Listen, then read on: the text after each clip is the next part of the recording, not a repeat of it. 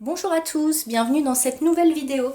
Alors si vous aviez regardé ma dernière vidéo, je vous parlais de ma wishlist, des futurs livres que je souhaitais acheter, qui me plaisaient. Et donc je vous avais parlé du Girl Power, coloriage mystère des éditions Hachette.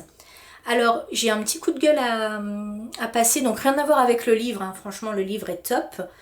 J'ai un petit coup de gueule par rapport à Amazon. Donc puisque j'avais précommandé le livre, donc il était censé sortir, d'ailleurs il est sorti le 18 mai. Donc normalement Amazon vous précommandez et on vous garantit normalement la livraison le jour de la sortie. Or du coup je l'avais précommandé et puis sur mon compte Amazon je voyais en attente d'une date de livraison. Donc je me suis dit bon, ça va venir, ça va venir. Et puis la veille de la sortie, donc le 17 mai, je vois une date de livraison prévue entre le 27 mai et le 1er juin, alors qu'il sortait le 18 mai.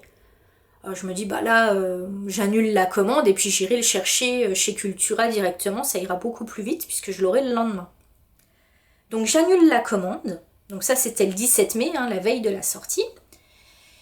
Et puis le lendemain, le 18, le jour de la sortie, je me dis tiens, je vais aller voir sur Amazon pour voir à quelle date ils estiment les livraisons. Et là, je vais sur Amazon et je vois livraison demain. Donc on était le 18, livraison demain le 19.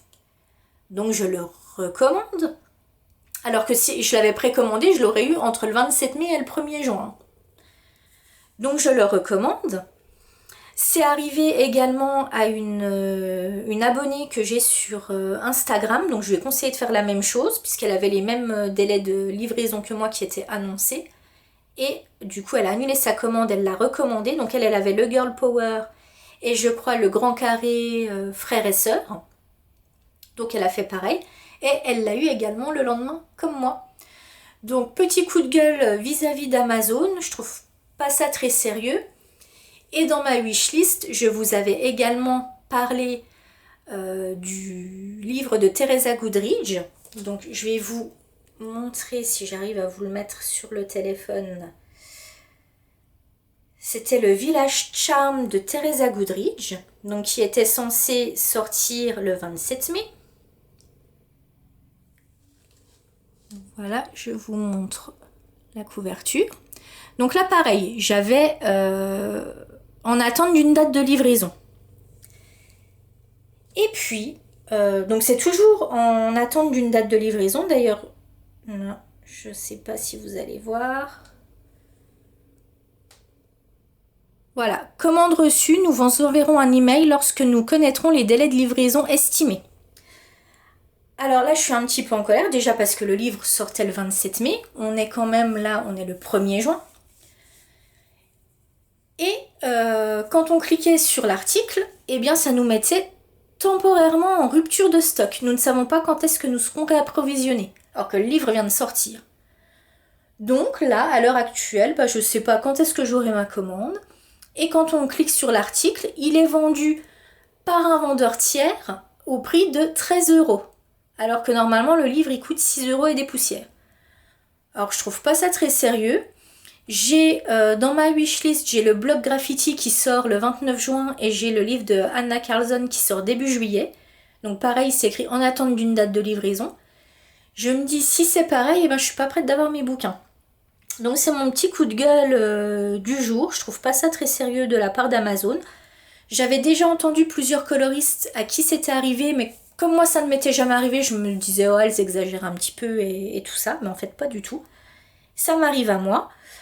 Donc je trouve pas ça très sérieux en fait. En plus on a on a l'abonnement Prime, on paye le Prime, donc moi j'estime qu'on est en droit de recevoir les articles. Voilà, le jour de la sortie, voire le lendemain. Voilà, je suis pas un jour près. Mais clairement, le Girl Power, il n'y avait pas de rupture de stock. On m'annonçait une livraison plus d'une semaine après. Alors qu'en annulant ma commande et en la repassant, je l'ai eu le lendemain. Donc je comprends pas trop en fait comment ils gèrent leur stock chez Amazon.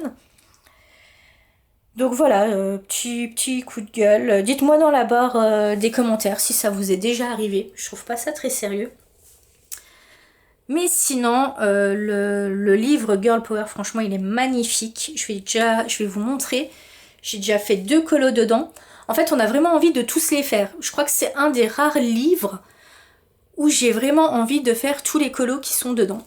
Donc, je vais vous montrer le premier que j'ai réalisé donc entièrement avec les 520 Brotfunner. J'ai pas utilisé les 520, hein, je vous rassure. Donc là c'est vraiment, alors j'aime pas trop, je vous ai déjà parlé dans plusieurs de mes vidéos, moi j'aime pas trop faire du mystère qui n'est pas arrangé puisque je trouve qu'il y a toujours des traces. Là je suis quand même assez contente, je trouve qu'il n'y a pas trop de traces, je n'ai pas utilisé de White Spirit ou d'essence sans odeur, donc je trouve qu'il n'y a pas trop de traces. Par contre, pour 2 couleurs, j'ai eu quand même du mal à trouver des couleurs qui correspondaient. Parce que là, c'est quand même... En fait, on voit pas vraiment que c'est une couleur peau, mais quand on regarde la solution, ça ressemble plus à une couleur peau. Et là, du coup, moi, j'ai l'impression que elle est un petit peu jaune, ma fée clochette. Un petit peu trop jaune à mon goût, jaune orangé. Donc vraiment que du Brotfunner partout, sauf les étoiles où j'ai mis du Posca blanc. Voilà. Donc pour celui-ci, et le second, je l'ai terminé il y a moins d'1 heure. C'est Joie et Tristesse dans Vice Versa. Donc là, par contre, j'ai pas utilisé les Brotfunner. J'ai utilisé les polychromos pour les personnages. Hormis la peau de joie, parce que pareil, j'arrivais pas à trouver les couleurs, ça me plaisait pas. Donc là, j'ai utilisé la palette de fard à joues et fard à paupières de chez Action pour faire la peau de joie. Sinon, le reste, les couleurs, c'est du polychromos. Et le fond, je l'ai fait au Albrecht Dürer de Faber-Castell. Et j'ai ajouté donc des touches de Posca sur les contours pour faire ressortir les personnages. Donc je suis assez contente. Là par contre j'avais du mal à aquareller, le papier il est quand même très épais. Et du coup il faut quand même se dépêcher quand on aquarelle, sinon ça fait des traces. Et du coup derrière le colo qui est là, je sais pas si j'arriverai à le faire. Parce que ça a tellement bu l'eau que je pense qu'il va se saturer très rapidement de ce côté-là. Donc à voir, je tenterai de façon... Voilà, au pire, c'est pas très grave. Mais voilà, je suis très contente de ce livre.